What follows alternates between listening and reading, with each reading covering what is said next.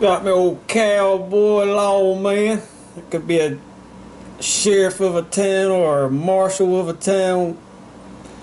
Anyway, I think this looks awesome. Started out with mechanical pencil, then I finished up with just color pencils. Nothing fancy. Get on down here and look at him. I think that turned out pretty good. What y'all think? All the detail and everything. Yeah, got him old badge right here.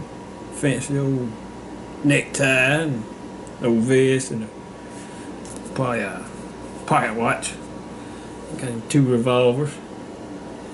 Get on down here. Got his old cowboy boots on, but it took like an hour to do this. Y'all tell me what I like this on this tan colored paper right here. But I really think this turned out excellent. Anyhow, thank you for watching. And I'll draw another day. Bye.